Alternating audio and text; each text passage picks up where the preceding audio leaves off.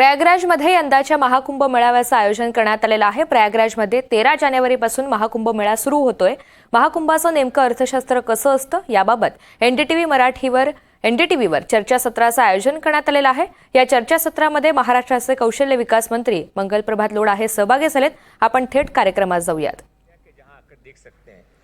नासिक जैसी जगह इसके बाद आने वाले समय में जो कुंभ महाकुंभ के नाम पर 1927 में विकास काम होगा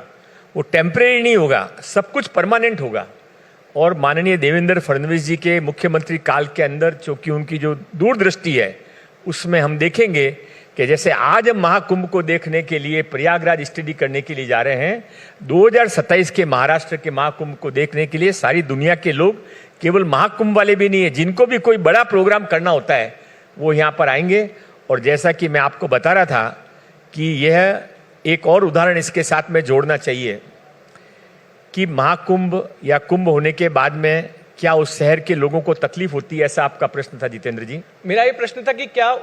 उस शहर की व्यवस्थाओं पर क्या दबाव आता है? दबाव आता है, व्यवस्थाओं की तरफ दबाव आता है, पर दबाव अच्छे के लिए आता है। इसको आप ऐसे कंपेयर करिए कि अभी गांव में शादी होती है, आप और हम भी कोई न कोई गांव से यहाँ पर आए हुए हैं,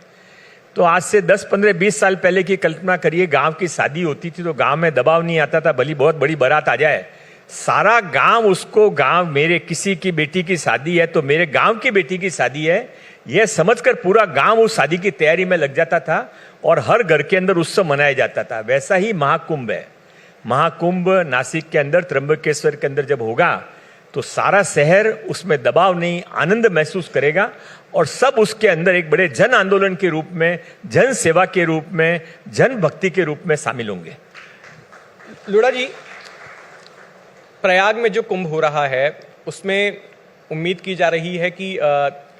40 करोड़ लोग तक आएंगे उसमें, और ना केवल भारत भर से बल्कि दुनिया भर से लोग आने वाले हैं। और ये जरूरी नहीं कि जो लोग वहां पर आ रहे हैं वो सिर्फ धार्मिक भावना से ही आ रहे हैं, कई लोग जो है इतने बड़े आयोजन को एक पर्यटक के तौर पर देखने के लिए भी पहुंच रहे हैं। हम सोशल मीडिया के जमाने में हैं, कई सारे लोग जो है उस पर वीडियोस बनाने के लिए, डॉक्यूमेंट्रीज बनाने के लिए पहुंचेंगे, तरह तरह के लोग वहां पर आने वाले हैं। ये तमाम ऐसी राज्य सरकारों के लिए ये आयोजन एक मौका भी है कि आपके राज्य में जो जो पर्यटन के स्थल हैं, पर्यटन के केंद्र हैं, उनको वहां पर शोकेस किया जाए, ताकि अगर कोई यूएस से आ रहा है या यूके से आ रहा है, अगर वो प्रयाग में जाता है तो उसको ये भी पता चले कि महाराष्ट्र में भी इतने सारे देखने के ठिकाने हैं, यहां पर घूमा जा सकता है, यहां पर पर्यटन के लिए जाया जा सकता है। तो क्या इसके लिए देवेंद्र फडणवीस की सरकार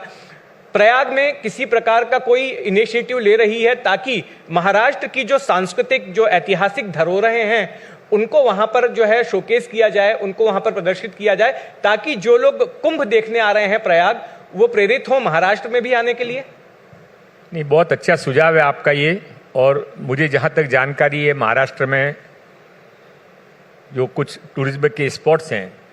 और महाराष्ट्र में उससे ज़्यादा जो धार्मिक स्पॉट्स हैं, अष्टविनायक है, छत्रपति शिवाजी महाराज के 350 किले हैं, ये सारे जो स्थान हैं उन सब के बारे में वहाँ पर योग्य जानकारी प्रयागराज में दी गई है। और जैसा कि मैंने शुरू में ही कहा था कि एनडीटीवी केवल एक न्यूज़ चैनल नहीं है,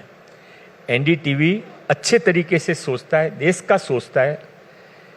आप कॉमर्शियल कम हैं, आप अपना पत्रकार का रोल ज़्यादा करते हैं और इसीलिए आपके सुझावों के अंदर बहुत छुपा हुआ समाज हित भी रहता है। आपके आज जो आपने ये बताया है, इस विषय को योग्य स्थान पर ले जाकर जो कुछ इसमें और इम्प्रूवमेंट करने का चांस है वो अगले 15 दिनों में माननीय देवेंद्र फडणवीस जी के नेतृत्व में करेंगे। और आपके पास मैं इसकी सूचना भी दूंगा कि वहाँ आने का ये फायदा हुआ कि वहाँ पर कुंभ के लोगों को महाराष्ट्र के बारे में अब ज़्यादा जानकारी दी जा रही है। ये सुनकर बड़ा अच्छा लगा Lodha ji, thank you for your kind words. अब आपसे एक सवाल इसी से जुड़ा हुआ ये है कि देखिए, प्रयाग में जब इतनी बड़ी तादाद में लोग आते हैं तो तमाम ब्रांड्स के लिए, तमाम कंपनियों के लिए एक मौका होता है अपने आप को उपभोक्ताओं के साथ में कनेक्ट करने का, ग्राहकों के साथ, लोगों के साथ कनेक्ट करने का। और हमने पिछले कुंभ में भी देखा, चाहे वो महाराष्ट्र में 2015 का सिंहस्थ कुंभ हो या फिर पिछला महाकुंभ हो, बड़े बड़े जो देसी या विदेशी कंपनियां होती हैं वो वहाँ पर अपने आप के मार्केटिंग के इनिशिएटिव्स लेती हैं, वहाँ पर तरह तरह के आयोजन रखती हैं, जैसे कि मेले का सुपरस्टार किसी एक कंपनी ने वहां पर प्रायोजन कर दिया था, और दूसरे तरीके से खोया पाया केंद्र किसी ने स्पॉन्सर कर दिया। इस जैसे तमाम आयोजन जो है कुंभ के मौके पर होते हैं, और बड़े बड़े ब्रांड्स जो है वो कुंभ में आते हैं। तो ऐसे ब्रांड्स को सिंहस्थ कुंभ से जोड़ने के लिए क्या महाराष्ट्र सरकार किसी तरह का कोई इनिशिएटिव ले रही है? नहीं, मैं माफ़ करिए, मैं फ़ोन बंद करना भूल गया था। तो ऐसा है कि कोई बड़ी कंपनियां वहाँ पर आए और अपनी मार्केटिंग करें, इसमें सुविधाएं बढ़ती हैं, पर कोई अनड्यू प्रॉफिट वहाँ पर किसी को लेने दिया जाया नहीं गया। इसके पहले भी नहीं गया, और मन में भावना भी नहीं आती है। जब आदमी मंदिर के अंदर जाता है तो उसके मन में अपना आप ही कुछ पवित्रता आ जाती है।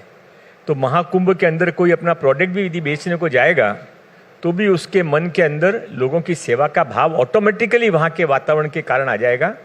और इसके लिए वहाँ पर बहुत ज़्यादा कोई कॉमर्शियली मिसयूज होगा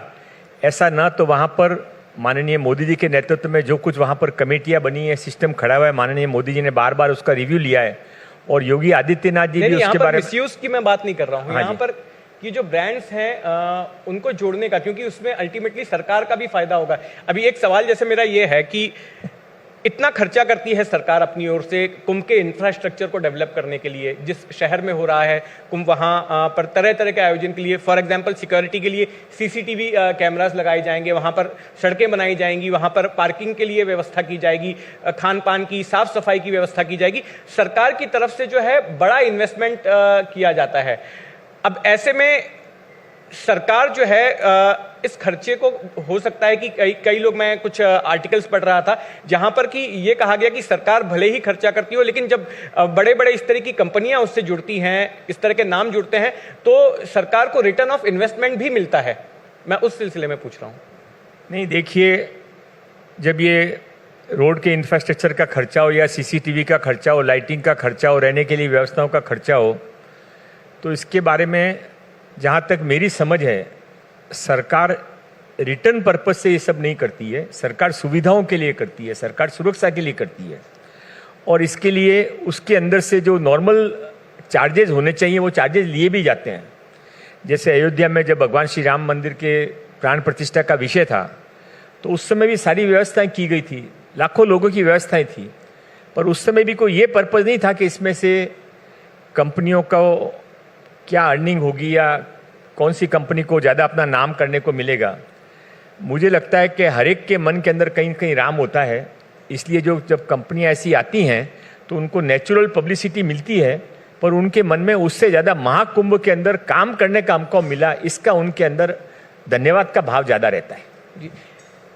लोढ़ा जी, देखिए, एक सवाल ऐसा है कि ये आपके विभाग से जुड़ा हुआ नहीं है, लेकिन आप यहाँ पर देवेंद्र फडणवीस सरकार के प्रतिनिधि के तौर पर हैं, इसलिए मैं आपसे पूछ रहा हूँ, और आप पूर्व में पर्यटन मंत्री रह चुके हैं। अब जैसे कुंभ का आयोजन होता है 2027 में, 2 साल बाद महाराष्ट्र में कुंभ होगा, तो पिछला अनुभव ये रहा है कि जो लोग कुंभ के लिए आते हैं, त्र्यंबकेश्वर आए या नासिक आए, तो सिर्फ डुबकी लगाकर चले नहीं जाते हैं, और भी जगह आसपास कुछ दिन रुकते हैं, दूसरे ठिकानों पर भी जाते हैं, घूमते फिरते हैं। जैसे एग्जाम्पल के तौर पर मैं बता रहा हूं कि मैं एक रिपोर्ट पढ़ रहा था कि नासिक में कुंभ में डुबकी लगाने के बाद वहां पर नासिक में ही, आपको पता है नासिक इसलिए भी फेमस है कि बहुत सारे वाइन के रिसोर्ट्स वहां पर हैं, वो सारे भी कई दिनों के लिए फुल हो जाते हैं, तो फिर एक दूसरी तरह की डुबकी भी लगाई जाती है वहां पर। तो ये एक टूरिज्म को भी जो है साथ साथ, अपार्ट फ्रॉम इस रिलीजियस आयोजन के, टूरिज्म को भी बढ़ावा मिलता है। अलग अलग जगहों पर जो है पर्यटक जो आते हैं, जो श्रद्धालु आते हैं, वो बाद में दूसरे ठिकानों पर भी जाते हैं जो कि नॉन रिलीजियस भी होते हैं। तो उस दिशा में उसको देखते हुए क्या पर्यटन मंत्रालय की तरफ से तैयारियां की जा रही? क्योंकि मैं अभी रिसर्च कर रहा था